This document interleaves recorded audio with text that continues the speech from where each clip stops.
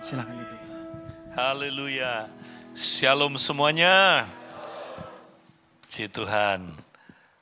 Puji Tuhan, kita pada kesempatan ini diberi anugerah oleh Tuhan. Kita masih boleh beribadah. Terima kasih untuk kesediaan saudara, kesungguhan saudara, meskipun ada tantangan, tapi saudara tetap mau hadir. Dan saya percaya saudaraku, Tuhanlah yang melihat kesungguhan saudara dan memberkati saudara. Puji Tuhan. Baik. Nah, saudara, kalau kita lihat apa yang hari-hari ini terjadi, ya, kita percaya kita sedang hidup di zaman akhir. Ya. Nah, Paulus berkata begini, saudara. Ya, 2 Timotius pasal 3, pada hari-hari yang terakhir akan terjadi masa yang amat sukar. Itu bahasa Indonesianya, amat sukar. Tapi kalau saudara pelajari di dalam bahasa Yunaninya, bukan masa yang amat sukar, tapi masa yang amat berbahaya. Ya, jadi itu akhir zaman ada satu masa yang sangat berbahaya. Nah, kenapa berbahaya, saudara? Ya, padahal kita berpikir ya yang berbahaya itu ya kalau nanti pada akhir zaman akan ada goncangan-goncangan ya. Goncangan alam, goncangan ekonomi, goncangan politik, goncangan macam-macam goncangan, saudara. Itu menyebabkan masa yang berbahaya. Betul, itu berbahaya. Tapi itu bukan yang paling berbahaya, saudara. Nah, yang paling berbahaya itu apa, saudara? Ya, dikatakan sebab manusia mencintai dirinya sendiri. Itu adalah keadaan yang paling berbahaya. Makanya saudara, kita mesti tahu ya, kita sedang hidup di masa-masa itu. Nah, bukan hanya ya manusia, saudaraku, menjadi hidupnya ya hidup sangat berbahaya, tapi selanjutnya kalau saudara baca dikatakan maka mereka memberontak terhadap orang tua. Berarti keluarga akan berantakan, saudara. Nah, hari-hari ini kita sudah lihat banyak ya pernikahan terjadi perceraian. Banyak keluarga berantakan. Banyak anak-anak, saudaraku, ya jauh dari Tuhan. Meninggalkan keluarganya, meninggalkan, saudaraku, Tuhan, bahkan meninggalkan gereja. Ya, itu terjadi, saudara. Dan bukan hanya itu, gereja juga terpengaruh, saudara. Secara lahiriah mereka beribadah, tetapi kuasa ibadah itu ditolak. Ya, nanti pada akhir zaman ada orang rajin beribadah, saudara. Tapi enggak ada kuasa ibadahnya. Nah, apa itu kuasa ibadah? Ya, Derek Prince bilang kuasa ibadah adalah kuasa yang mengubah hidup kita ketika kita beribadah kepada Tuhan. Orang kalau beribadah itu dia terima kuasa ibadah, saudara. Hidupnya berubah. Ya, dulu terikat narkoba, ketika dia beribadah, ya dia bisa lepas, saudara, dari narkoba. Dia terikat dengan pornografi, ketika dia beribadah, dia punya kuasa melepaskan dia dari pornografi itu. Kalau dia homoseks, lesbian, makin beribadah, dia makin berubah. Tapi nanti ada masanya, kata Tuhan, banyak orang, saudara, beribadah, tapi dia nggak ngalamin kuasa ibadah. Ibadahnya tidak ada kuasanya, saudara. Walaupun mungkin dia minggu, dia menikmati. Ya, waduh luar biasa lo ibadah di sini. Dahsyat lo. Ya, hadiratnya Tuhan luar biasa. Mungkin dia ngalamin itu, saudara. Mungkin. Mungkin juga bukan hadirat Tuhan. Tapi intinya dia nggak ngalami kuasa ibadah. nggak berubah hidupnya. Nah, inilah keadaan yang sangat berbahaya yang Paulus sudah saudara nubuatkan. Nah, kita akan lihat saudaraku hari ini saudara, ya, impact dari keadaan yang sangat mengerikan itu karena manusia mencintai dirinya sendiri, ya. Nah, kita mau lihat di dalam apa yang Paulus sampaikan dalam Efesus pasal yang keempat. Yuk kita baca sama-sama bergantian ayat 30 sampai ayat yang ke-32. Kita mau baca saudara ayat 30 sampai ayat 32. Boleh kita baca bergantian ya.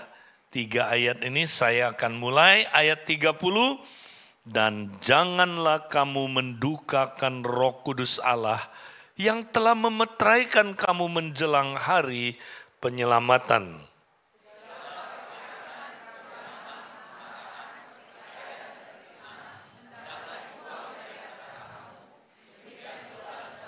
Sama-sama, tetapi hendaklah kamu ramah seorang terhadap yang lain, penuh kasih mesra dan saling mengampuni, sebagaimana Allah di dalam Kristus telah mengampuni kamu.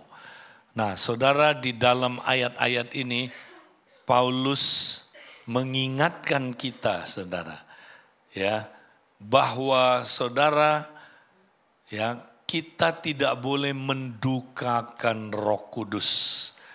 Roh Kudus itu ternyata bisa berduka cita, ya. Dia sudah memeteraikan kita. Nah, kita harus hati-hati hidup ini jangan sampai menduka citakan Roh Kudus. Memang Roh Kudus tidak akan meninggalkan saudara kalau dia sudah memeteraikan saudara. Kalau saudara mendukakan dia, dia tidak meninggalkan saudara. Tapi dia bisa berduka cita. Nah, kalau dia berduka cita, dia diam, dia tidak lagi bekerja, gawat saudara. Maka kita tidak mungkin bisa menjalankan kekristenan kita dengan baik. Karena kita bisa menjalankan kekristenan kita kalau Roh Kudus bekerja sebagai penolong dalam diri kita. Ya, kita bisa melakukan apapun ya di dalam kekristenan karena pekerjaan Roh Kudus. Nah, kalau Roh Kudus diam, waduh gawat saudara. Berarti kita melakukan apa-apa pakai kekuatan sendiri, ya kan? Nah, itu bahaya sekali. Makanya kita jangan menduka citakan Roh Kudus. Nah, apa artinya menduka citakan Roh Kudus? Ya, ayat berikutnya menjelaskan ayat 31, segala kepahitan, kegeraman, kemarahan, pertikaian dan fitnah hendaklah dibuang dari antara kamu, demikian pula segala kejahatan. Jadi kalau kita mempraktekkan hal-hal ini saudara, inilah dosa korporat. Dosa merusak tubuh Kristus, saudara. Ini dosa-dosa yang merusak gereja, merusak hubungan.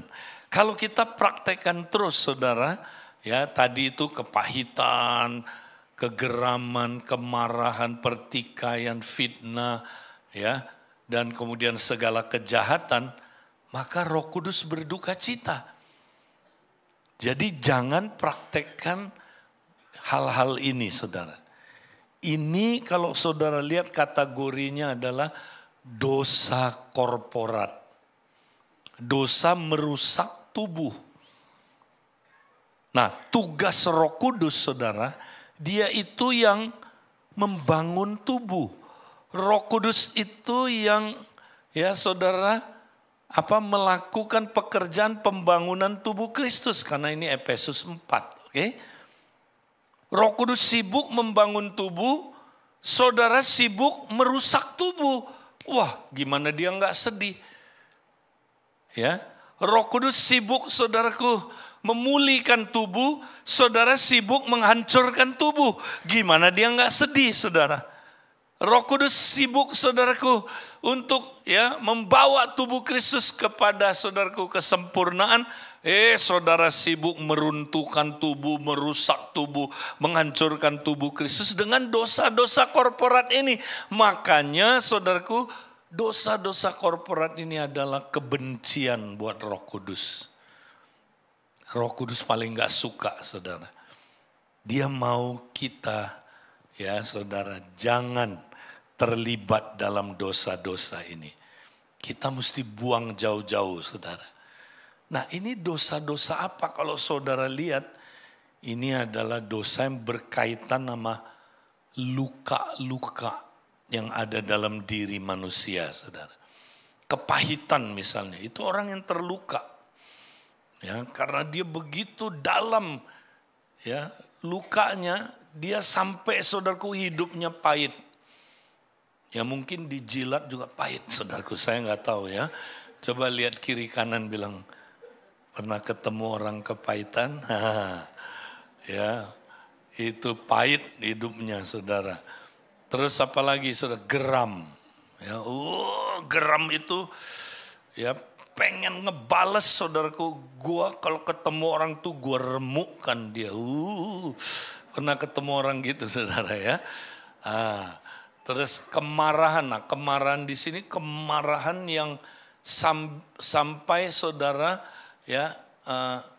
ingin saudaraku merusak orang lain. Dan ini merusak hubungan semua saudara. Pertikaian. Ini maksudnya ribut sampai saudaraku pokoknya ributnya itu mengerikan saudara. Fitnah.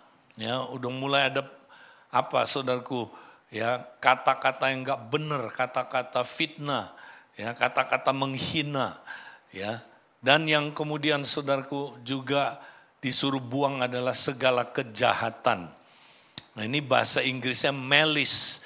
Ini bukan sekedar jahat, tapi ingin menghancurkan orang, ingin merusak orang lain, ingin melukai orang lain.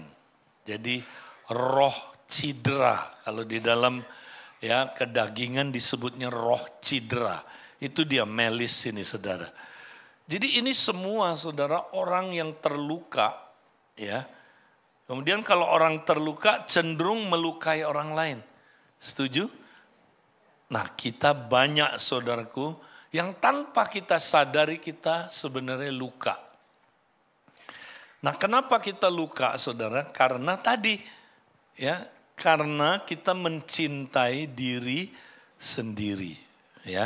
Kalau mencintai diri sendiri saudara itu gampang luka. Coba saudara, kalau kita mencintai orang lain, mencintai Tuhan, alirannya kan memberi. Kasih itu memberi.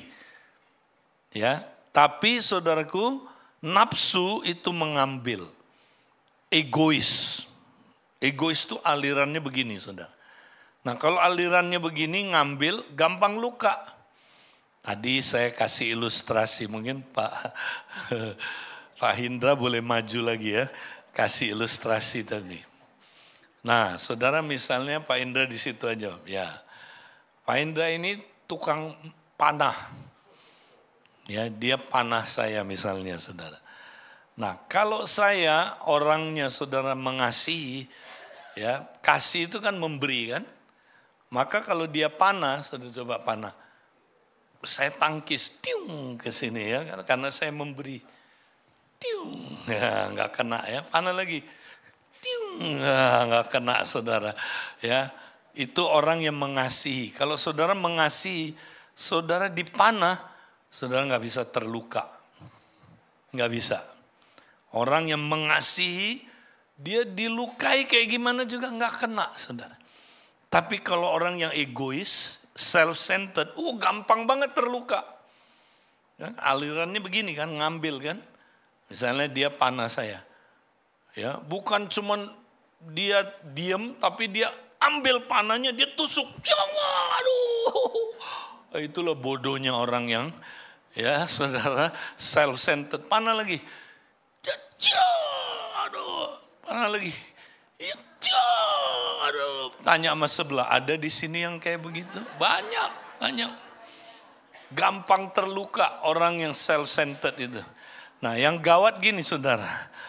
Orang yang self-centered, dia mananya orang lain. Ya, misalnya dia mana ini orang lain. Cip, dia tangkap, cium, jam.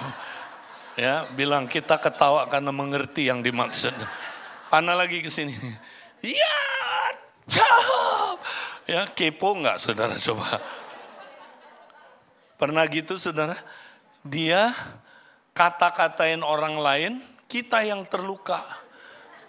Karena kita ambil, kita tusuk. Ya, itulah orang yang terluka saudara. Apa aja bisa luka saudara. Ya, susah kalau orang terluka. Ya, diajak beresin, ya dia tambah terluka. Ya, enggak beresin juga terluka saudaraku. Ya, semua luka, pokoknya dunia ini penuh luka. Nah, makanya kita jangan jadi self-centered. Terima kasih Pak. Nah, ini dia saudara. Nah, sekarang bagaimana supaya kita bisa sembuh dari luka-luka ini saudara. Nah, di sini ya kita dinasehati, kita jangan menduka citakan Roh Kudus. Ya, tapi ya di ayat 32 dibilang tetapi hendaklah kamu ramah seorang terhadap yang lain. Nah, ramah adalah tanda orang yang udah sembuh, saudara. Orang kalau dia sembuh, saudara, dia ramah, tenang, damai orangnya. Ya, nah dia bisa ramah kalau dia disembuhkan, saudara. Kemudian apa lagi? Penuh kasih mesra yang tadi saudara. Ya, kalau kita alirannya mengasihi, ya kita bukan cuma nggak bisa terluka, kita sembuh saudara. Ya, karena kita praktek kasih itu memberi. Ya, nah ini yang paling penting saudara. Akar dari semuanya saudara. Kalau kita mau sembuh, ya dan saling mengampuni. Sebagaimana Allah di dalam Kristus telah mengampuni kamu. Saudara mau sembuh dari luka-luka? Apa kuncinya? Praktekkan pengampunan, forgiveness. Kalau kita bisa saling mengampuni, saudara, kita sembuh.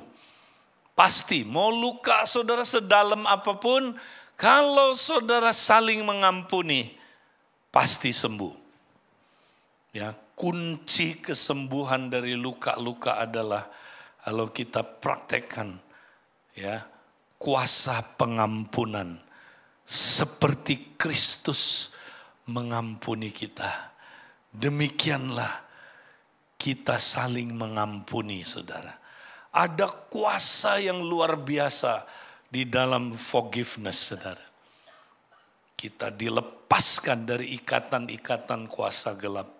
Kita disembuhkan dari luka-luka batin yang dalam kalau kita mau praktek ya pengampunan. Nah, kita harus sadar saudara bahwa sebenarnya kita saling melukai itu karena kita tertipu saudara. Karena musuh kita itu bekerja ya supaya kita saling melukai terus dengan cara dia menipu kita. Kita baca ya beberapa ayat yang Paulus katakan dalam Efesus ya Efesus 6 ayat 10 sampai 12. Akhirnya hendaklah kamu kuat di dalam Tuhan, di dalam kekuatan kuasa-Nya. Kenakanlah seluruh perlengkapan senjata Allah supaya kamu dapat bertahan melawan tipu muslihat.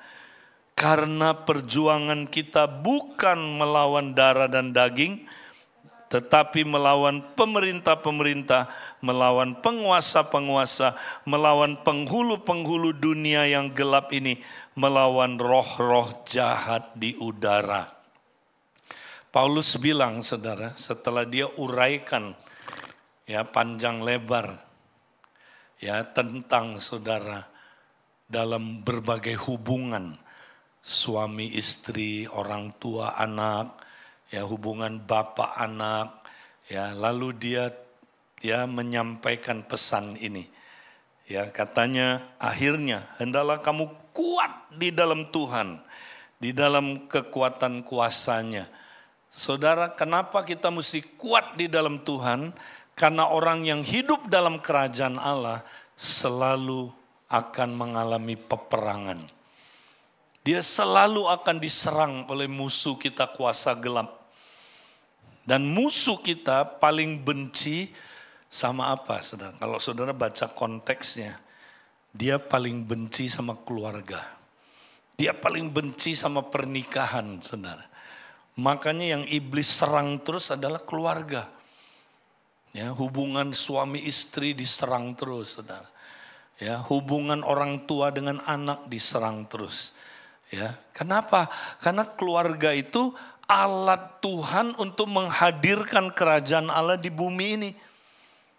Menurut Kejadian 1 ayat 28, Allah menghadirkan kerajaan Allah di bumi ini lewat keluarga, saudara. Makanya setan tahu kalau keluarga benar, keluarga hidupnya solid, kalau keluarga bersatu, dia hancur, saudara. Makanya caranya iblis, dia menghancurkan keluarga. Nah, lewat apa, saudara? Ya, dia menipu kita. Iblis itu penipu, betul? Nah, jadi cara dia menghancurkan keluarga-keluarga adalah dia menipu keluarga. Supaya kita tertipu, berpikir bahwa musuh kita adalah darah dan daging. Sehingga yang kita lawan darah dan daging. Yang kita perangi adalah darah dan daging. Padahal musuh kita bukan darah dan daging. Musuh kita adalah roh-roh jahat. Betul?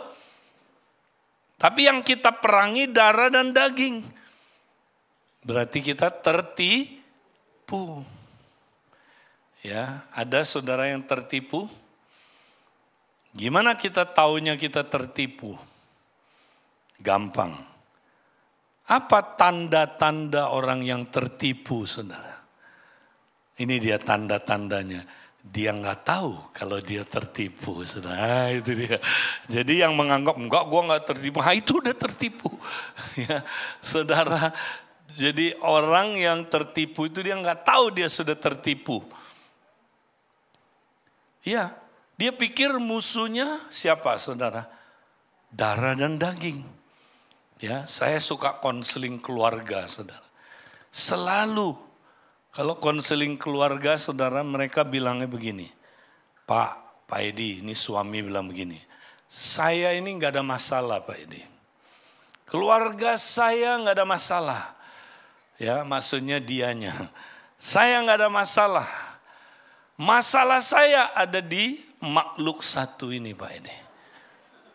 Ini kalau Pak Edi beresin, beres keluarga kami. Ini nih masalahnya istri saya ini. Masalahnya ada di ini. Nah, saya tanya sama istri. Ya, Bu, masalah ibu apa? Oh, saya nggak ada masalah, Pak Edi. Masalah saya genderuwo satu ini. Oh, dia bilang suaminya genderuwo. Ini kalau Pak Edi bisa beresin, beres masalah kami.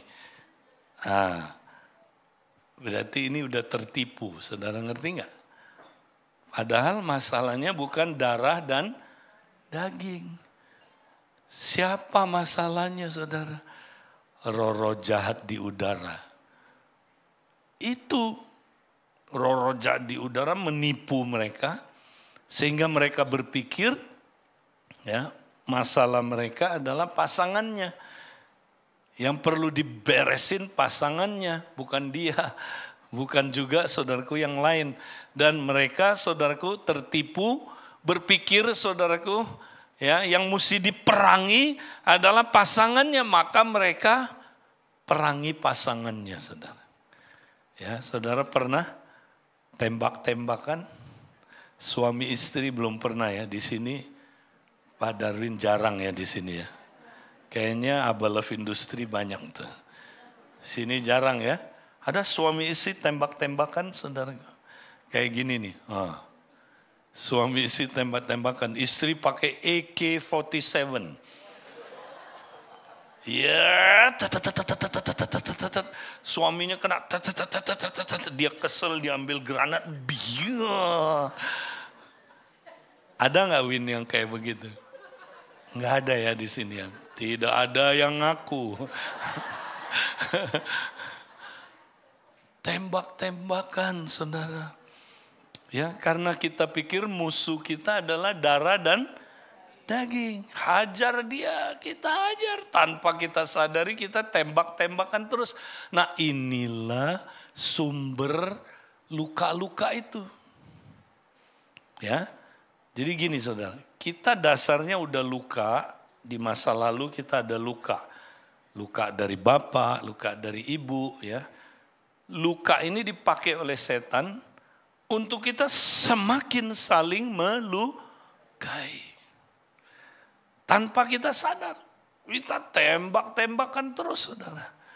Jadi kita makin saling melukai. Tanpa kita sadari. Ya, kenapa saudara? Karena jujur kita masih daging kan, betul? Kita belum dapat tubuh kebangkitan, masih daging. Nah, kita seringkali saudara, apalagi kalau kita belum pemuritan, nggak ngerti pemuritan, kita masih hidup dalam Roma 7. Nah, Roma 7 itu apa saudara? Orang yang belum mengerti hidup dalam roh. Kalau kita nggak ngerti hidup dalam roh, ini yang terjadi pada kita. Apa yang baik yang kita ingin lakukan, kita nggak lakukan. Tapi apa yang jahat, yang kita benci, justru itu yang kita lakukan. Nangkep saudara?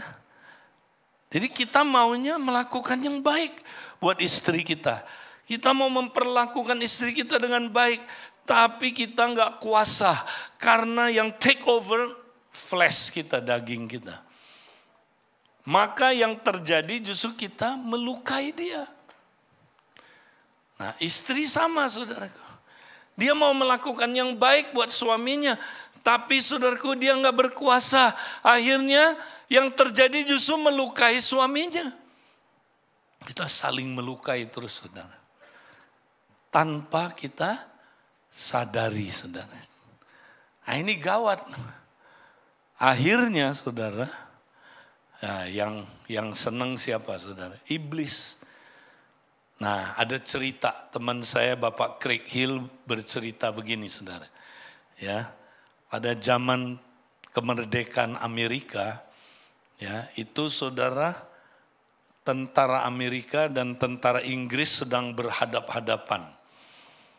Ya, zaman dulu kalau perang kan mesti berhadapan saudara. Ya kan, tunggu komandannya memberi komando. Kalau dia bilang tembak baru boleh tembak, ya kan? Udah siap-siap nih saudara berhadapan. Nah, tiba-tiba waktu mereka siap-siap mau saling berhadapan, mau siap tembak, di tengah-tengah mereka saudara, di dalam semak-semak ternyata bersembunyi penjual senjata. Arm dealer, ya jadi ini sindikat penjual senjata, saudara. Zaman itu ada. Nah, sindikat penjual senjata ini, saudara, tentu senangnya perang. Kalau perang terjadi, senjatanya laku kan? Jadi waktu tentara Amerika sama tentara Inggris sudah siap-siap mau perang, nah ini arm dealernya sembunyi-sembunyi, saudaraku, di semak. Ditembaklah salah satu jenderal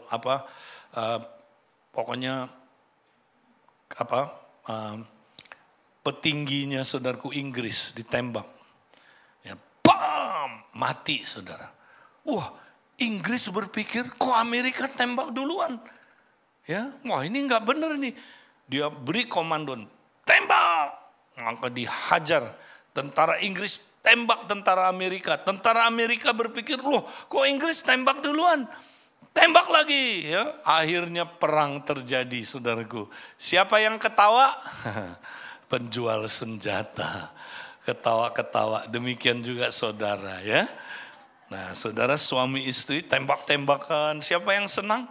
Iblis. Ya, dalangnya ketawa, wayangnya lagi main. Ya kan, saudara? Wih, dia ketawa-ketawa, ketipu nih katanya. Padahal yang menyebabkan dia, saudaraku. Ya, tapi kita berpikir musuh kita darah dan daging. Kita tembak-tembakan terus, saudaraku, nggak ada habisnya. Nah, ini yang terjadi di dalam hubungan suami istri. Ini yang terjadi juga dalam hubungan orang tua dengan anak. Ini terjadi tiap hari, saudara. Kita nggak pernah diajarin kan ini kan, bahwa ternyata kita saling melukai tiap hari. Wow, mengerikan banget. Saya baru sadar waktu ngerti pengajaran ini, saudara. Wis, jadi saya sama istri tembak-tembakan tanpa kami sadari. Makanya jangan heran suami maunya mengasihi istri, tapi pada kenyataannya istri nggak berasa dikasihi. Coba ya, saya mau tanya suami-suami di sini. Siapa suami-suami angkat tangan? Oke, apa perintah buat suami, saudara?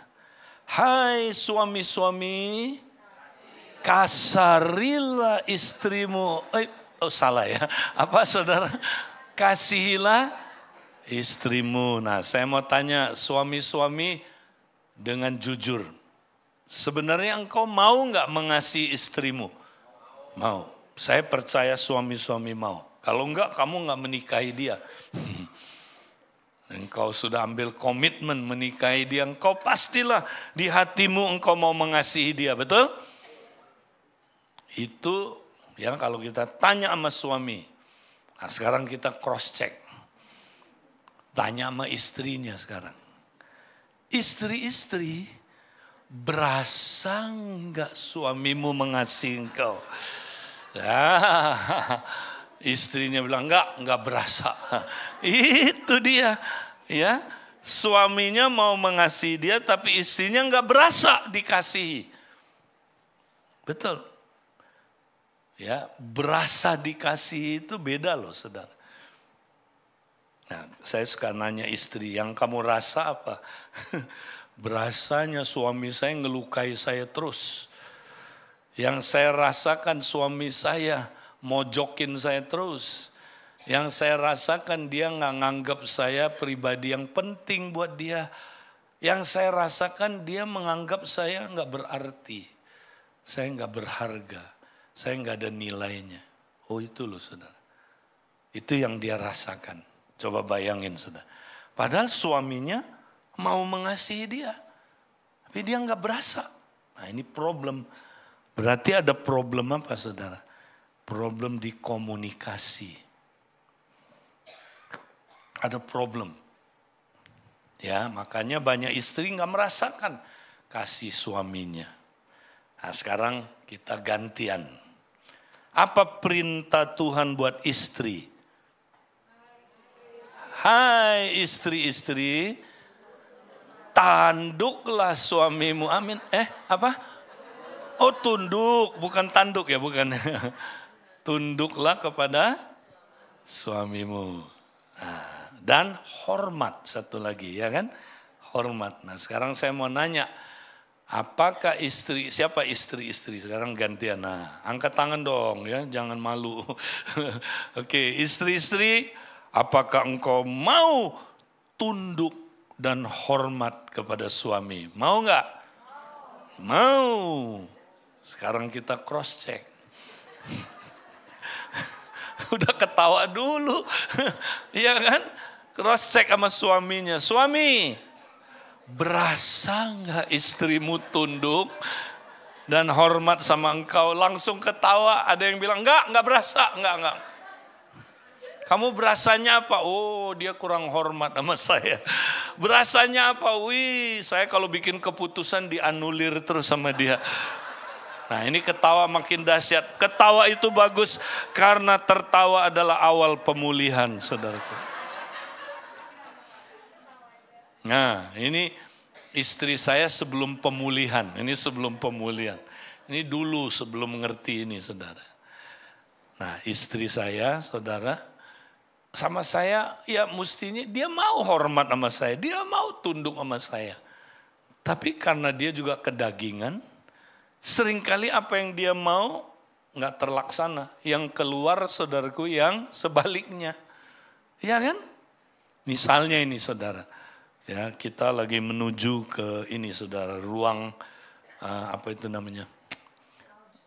Lounge atau tempat lah saudara untuk ini. Biasanya kalau udah mau boarding pesawat, ya kita kan ke ruang tunggu kan.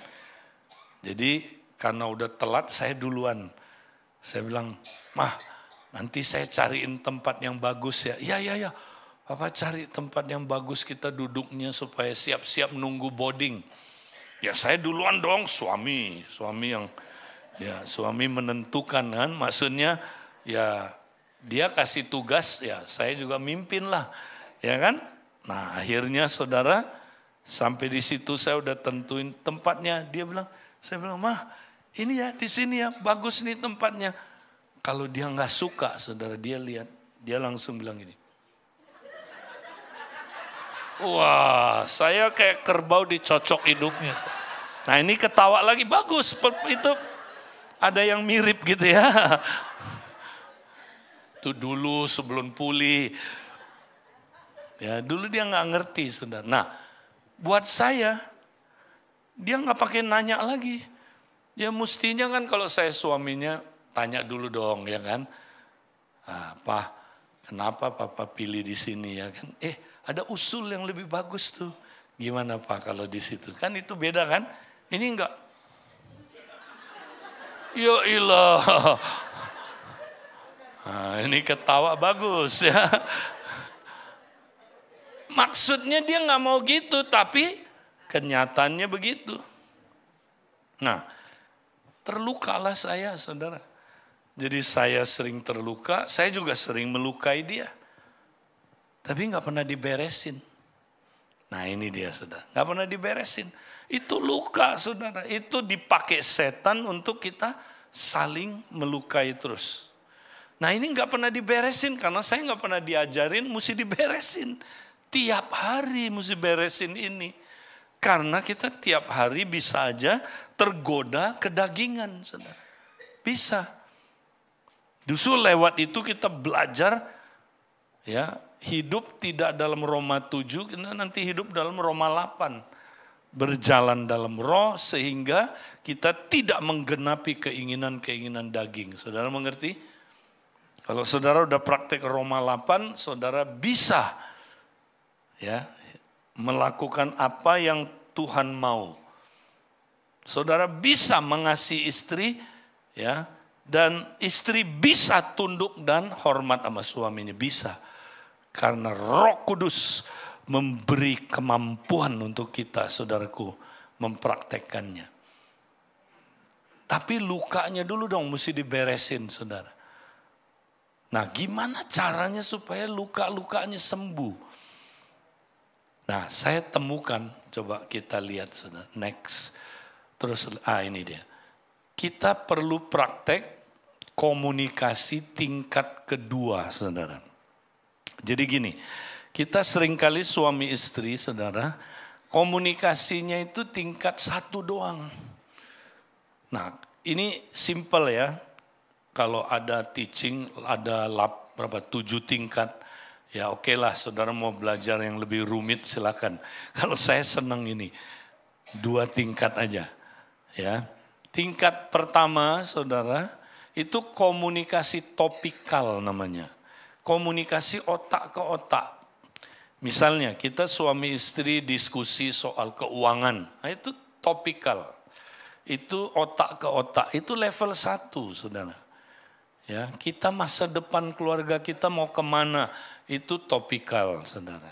Ya, kita bicara mau beli mobil apa, tabungan kita gimana, ya, bagaimana keuangan kita, itu topikal, itu level 1. Nah, kita jarang dalam suami istri masuk dalam hubungan yang lebih dalam, yaitu komunikasi level 2, saudara. Nah, level 2 itu lebih dalam, menyentuh hati ke hati. Saudara nangkep? Nah, karena kita otak ke otak aja, jadi kita nggak sadar perasaannya pasangan kita. Makanya kita nggak tahu bahwa kita udah melukai dia. Karena kita level 1 nggak ngomong soal perasaan, saudara ngerti ya.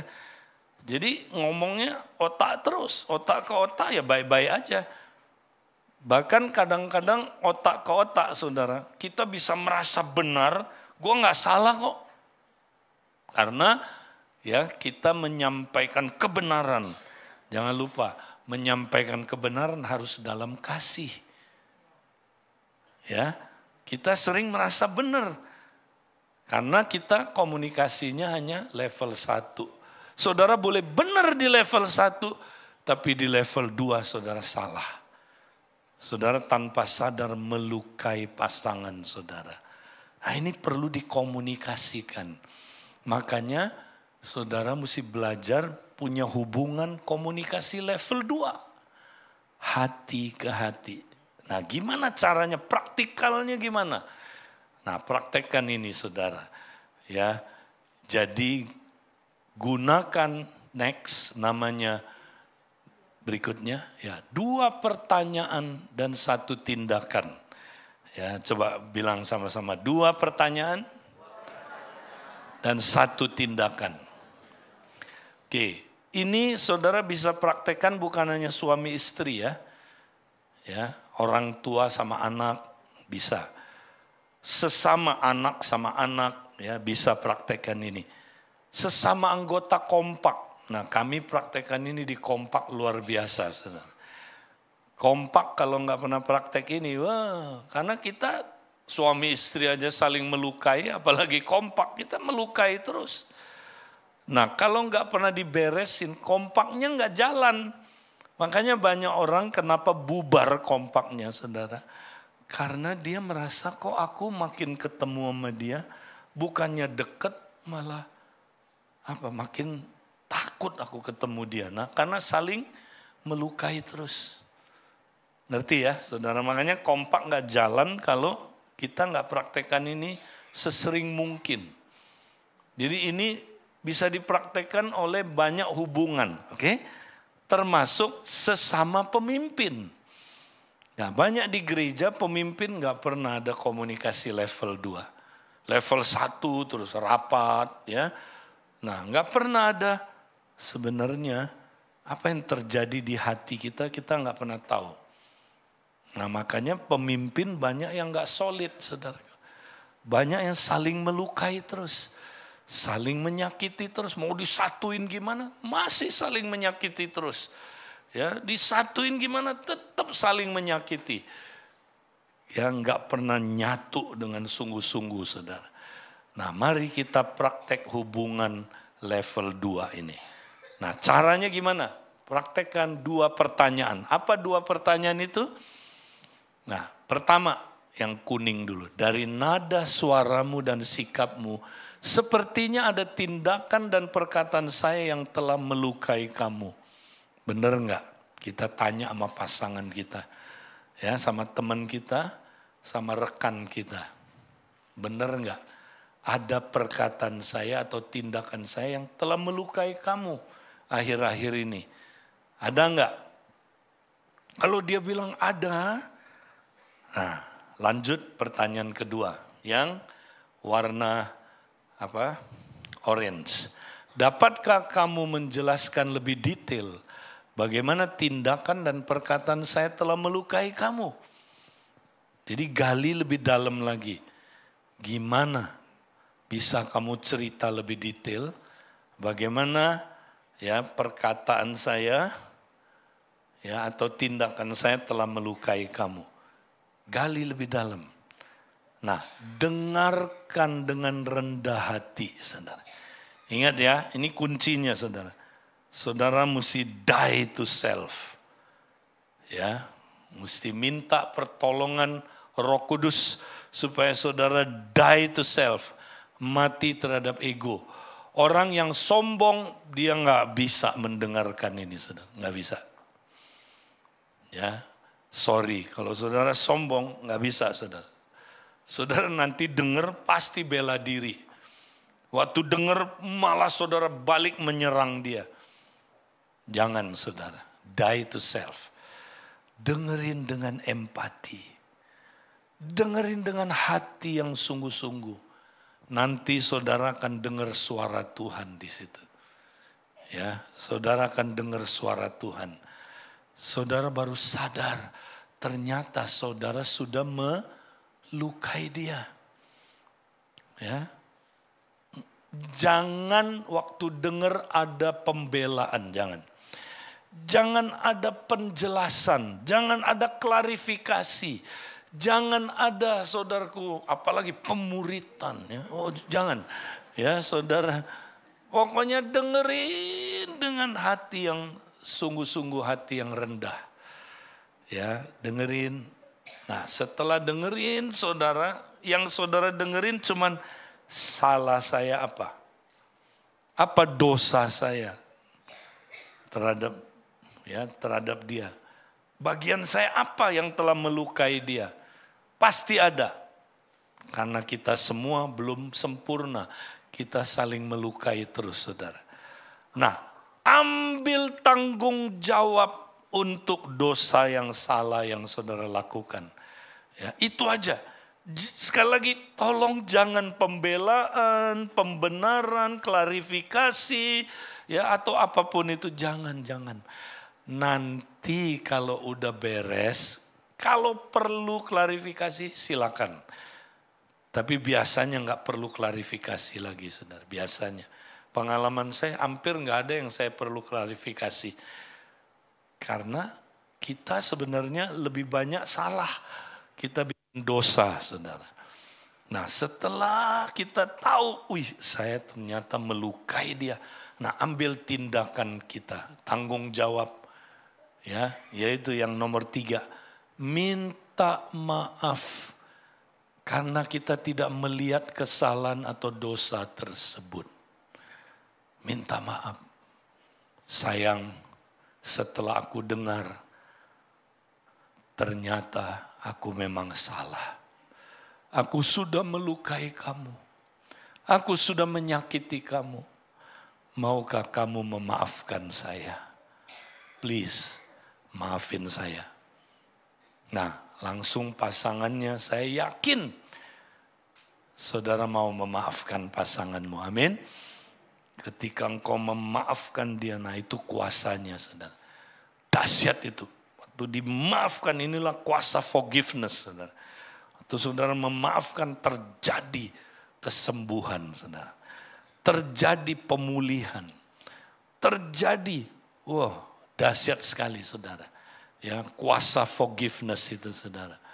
Ya, dan di situ, saudaraku, kita hubungannya dekat sekali nanti. Sebab Alkitab bilang, jikalau kita hidup dalam terang sama seperti dia ada dalam terang, kita beroleh persekutuan seorang akan yang lain. Dan darah Yesus menyucikan kita dari segala dosa. Ya, lalu kita begini terus, saudara. Hubungan kita makin dekat, makin dekat, makin dekat. Nanti kita bisa mencapai namanya zero konflik. Ya, saya makin mengalami zero konflik, saudara. Bukan berarti nggak ada konflik. Konflik itu cepat. Sekarang kita kalau konflik nggak ada 3 menit beres, saudara. Kadang-kadang 2 menit beres. Ya, kalau dulu panjangan, setengah hari, ya hidung sama bibir balapan dulu. Ya kan? Sekarang cepat, saudara. 2 menit beres. Kan Alkitab bilang jangan sampai matahari terbenam. Ya kan? Nggak boleh berhari-hari. Kalau saudara berhari-hari itu nggak benar tuh, lukanya parah. Coba lihat kiri kanan ada wajah luka parah nggak, saudara?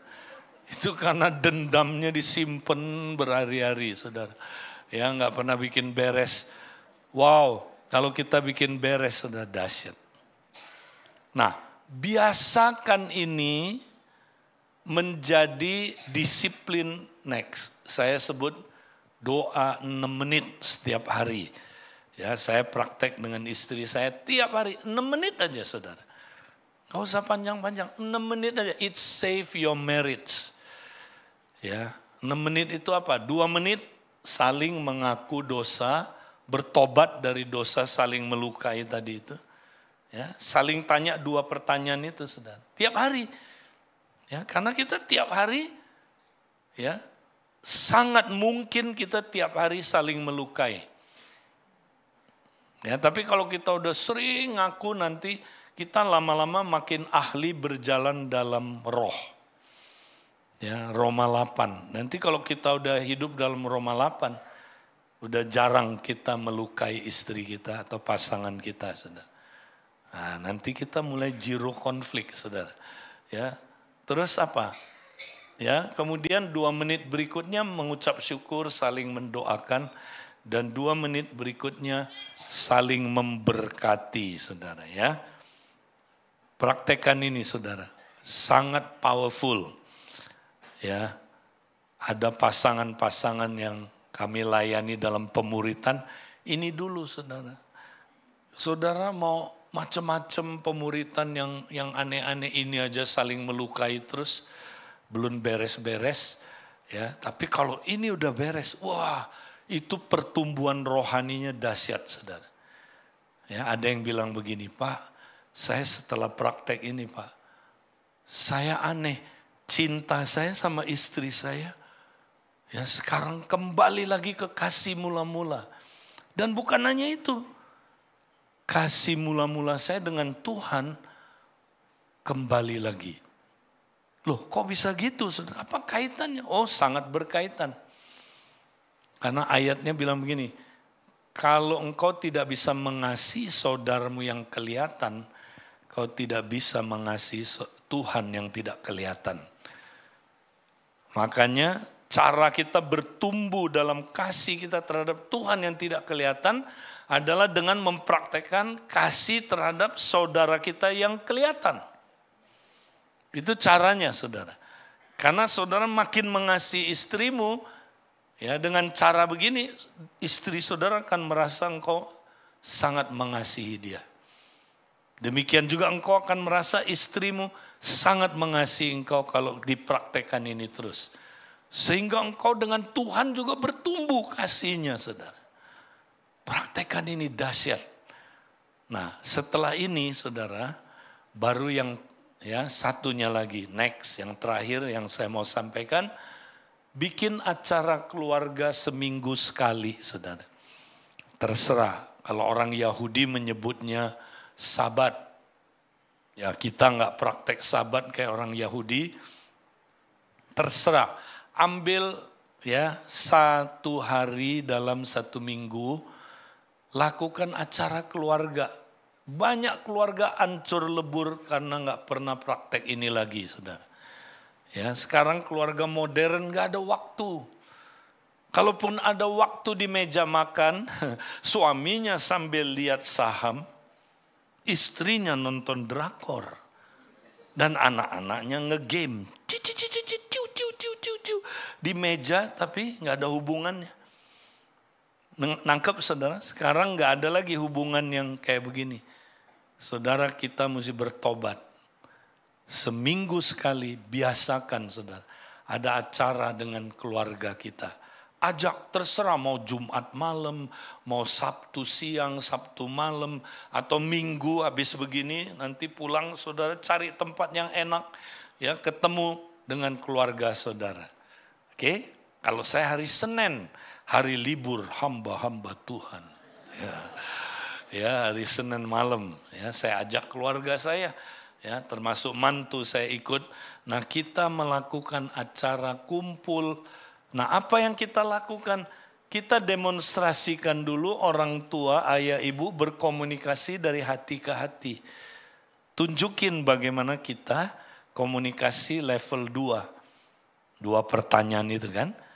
Sehingga mereka nonton, ih papa mama saya saling mengampuni. Wih, papa mama saya ngaku dosa. Papa mama saya saling memaafkan. Saling mengampuni, saudara. Wow, itu impactful buat mereka. Lalu kita tanya sama mereka, Orang tua tanya komunikasi dengan anak-anak dari hati ke hati. Nah, apakah ada minggu-minggu ini papa mama telah melukai kamu? Oh, dia bilang ada, boleh ceritain lebih detail nak? 2 pertanyaan kan? Setelah itu kita minta maaf. Jangan ada penjelasan, jangan ada pembelaan diri, klarifikasi, jangan. Minta maaf aja. Saudara, wow. Banyak kesaksian habis praktek ini, saudara. Saya dapat laporan keluarga-keluarga. Pak, hubungan saya tadi sama anak, anak saya itu udah kepahitan sama kami. Udah gak mau ke gereja, udah gak mau, bahkan gak mau percaya Tuhan lagi. Udah jadi ateis, Pak. Waktu kami lakukan ini, mereka kembali, Pak. Mereka sekarang dekat sekali dengan kami. Hubungannya dekat sekali. Saudara, mari kita lakukan ini, saudara. Ya, kita lihat keluarga kita nanti ngalamin heaven on earth. Ya, bilang sama sebelah, kalau enggak hell on earth. Saudara mau heaven on earth? Ya, mari kita praktekkan hubungan komunikasi level 2. Saudara, kita mau sama-sama berdoa hari ini. Betapa dahsyatnya kuasa pengampunan. Amin. Bulan ini kita praktek pengampunan, saudara. Nah, puji Tuhan ditutup dengan kita dapat satu pola yang sederhana. Mari kita lakukan dengan suami istri tiap hari. Nah, lakukan seminggu sekali dengan anak-anak kita, saudara. Ya, kita praktek terus hubungan yang terbuka satu dengan yang lain. Saling mengampuni. Sehingga kita boleh mengalami kesembuhan, saudara. Berapa banyak saudara hari ini setelah dengar firman Tuhan. Saudara berkata, Pak Edi, saya mau. Saya sudah capek hidup di keluarga. Saya sudah capek hidup dalam pernikahan kami yang terus saling menyakiti terus. Tapi hari ini kami mau disembuhkan, kami mau dipulihkan.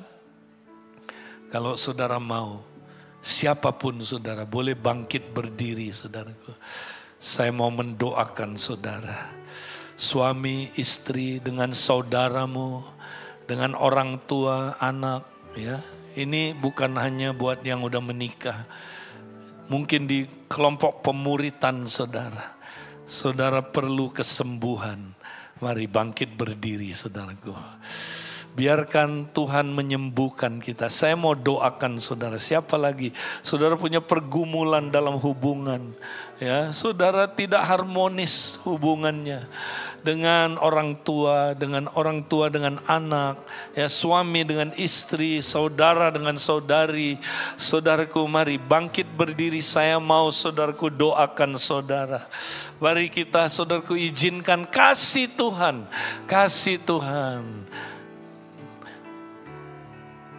Benar Tuhan, biarlah Tuhan kasih-Mu jamah kami Tuhan hari ini.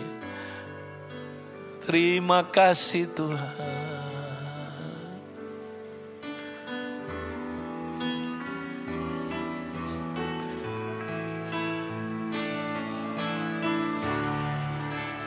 Katakan, betapa besar kasih pengampunan-Mu Tuhan. Benar Tuhan, pandang indah hati yang hancur. Oh, ku berterima kasih kepadamu ya Tuhan. Pengampunan yang Kau beri, pulihkanku. Katakan lagi, betapa besar.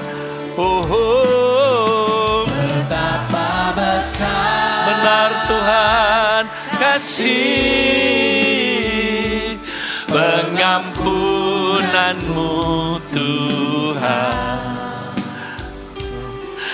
Kau pandang hina hati yang hancur,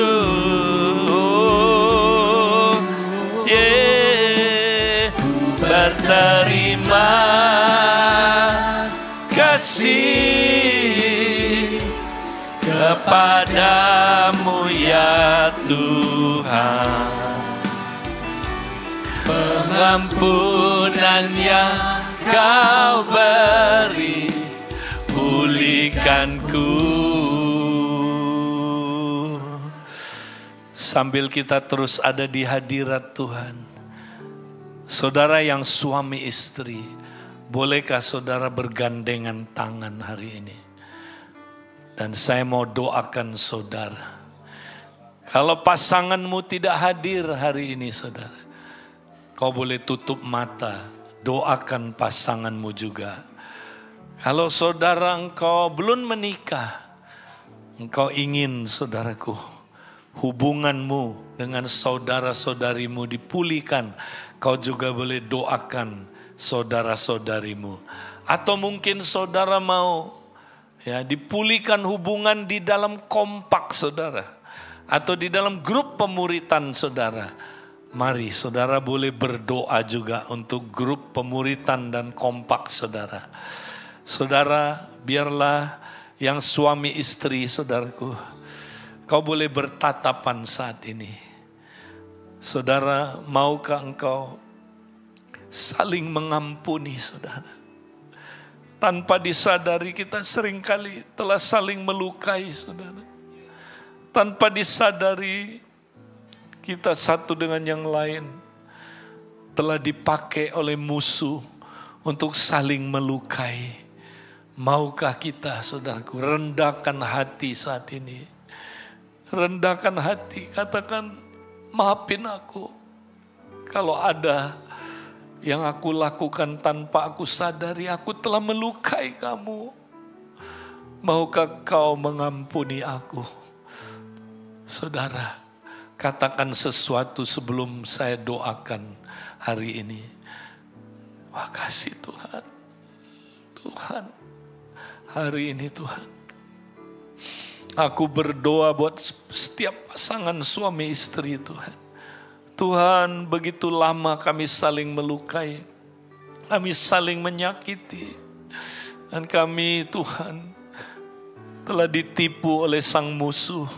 Hari ini kami mau berdoa, Tuhan biarlah hari ini Tuhan, kami tidak mau lagi izinkan setan bekerja di tengah-tengah kami. Tapi kami mau saling mengampuni hari ini. Dalam nama Yesus Tuhan, kami lepaskan pengampunan Tuhan. Saudara, walaupun nanti engkau akan sharing setelah ini, tapi saya mau doakan supaya engkau nanti bisa saling mengampuni Tuhan. Kami doakan tiap pasangan Tuhan, supaya mulai hari ini Tuhan, kami boleh praktek 2 pertanyaan dan 1 tindakan. Dan kami boleh Tuhan terus dipulihkan, disembuhkan. Demikian juga orang tua dengan anak Tuhan, kami boleh dipulihkan. Demikian juga hubungan saudara dengan saudari. Demikian juga Tuhan hubungan dalam pemuritan, dalam kompak kami Tuhan.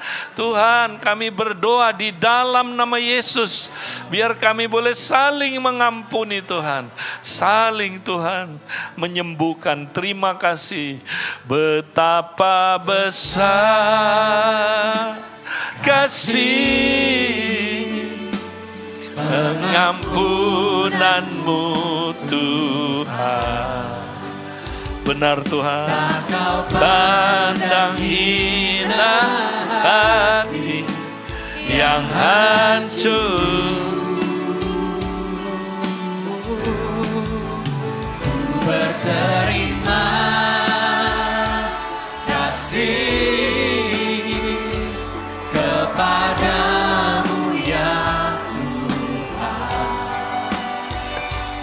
Pengampunan yang Kau beri, pulihkanku.